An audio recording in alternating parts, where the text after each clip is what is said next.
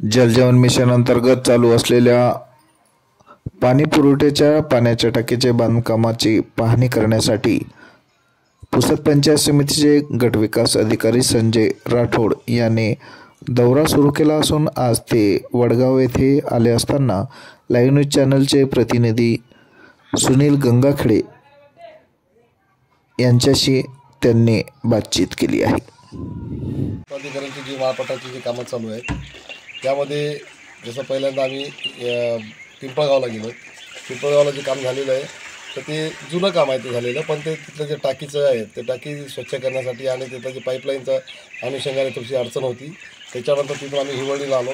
हिवळणीमध्ये सुद्धा तिथे त्यांचं जे काम चालू आहे तर ते काम आता जस्ट आता म्हणजे नवीन जे 28 दिवसाचं काम त्याच्यामुळे जलजीवन मिशन अंतर्गत ते काम चालू आहे ते पण काम बघितलं। त्याच्यानंतर पुढे आल्यानंतर आम्ही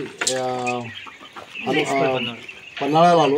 पन्हाळ्यामध्ये सुद्धा जलजीवन मिशनचं काम चालू आहे, पण ते जमीन लेवललाच आहे। त्यानंतर आम्ही म्हैसमाळला आलो। म्हैसमाळला सुद्धा ते काम जमीन लेवललाच आहे। त्या ठेकेदाराशी आम्ही संवाद साधला आहे, त्यांना आपण बोलवलेलं आहे की पहिले ते त्यांनी आता येऊन पहिले आपल्या पिंपळगावचं काम उद्या परवा 2-3 दिवस बुधवारी येणार आहे। 2-3 दिवसात ते पिंपळगावचं काम करून देणार, म्हणजे जेणेकरून पिंपळगावचं जे काही कनेक्शन आहे ते सुरू होऊन जाईल। त्यानंतर आता आपण पुन्हा पन्हाळा म्हैसमाळ त्या दोन्ही कामासाठी त्यांना आपण तो एकच ठेकेदार त्याला 7-8 कामं दिले गेलेले आहेत आणि ते त्या ठेकेदाराकडनं आपण पूर्ण हे जे कामं आहेत आता नवीन जे जेजेमचे कामं आहे 28 गावचे ते कामं करण्यासाठी त्याला आपल्याला त्याच्या भाग पाडायचं। त्या अनुषंगाने काल पाणी टंचाईची मिटिंग जी पंचायत समितीला झाली त्यामध्ये आदरणीय आमदार इंद्रनील नाईक साहेब आणि आदरणीय आमदार निलेश नाईक साहेब दोघांनी कंबाईनमध्ये मिटिंग घेतली आपल्या पुसद पंचायत समितीला। तिथे सर्व सरपंच, सगळ्या गावचे सरपंच, सगळ्या गावचे सचिव यांच्या समक्ष हा सगळा हे झाला आहे पाणी टंचाई आढावा। त्या अनुषंगाने आता हे कामं कुठल्या लेवलला आहे ते पाहण्यासाठी म्हणून आज मी इथे आलो आहे आणि त्यानुसारच आम्ही मग तिथनं मग पुढे हनदखेड्याला आलो। हनदखेड्याला सुद्धा त्यांचंच काम चालू आहे।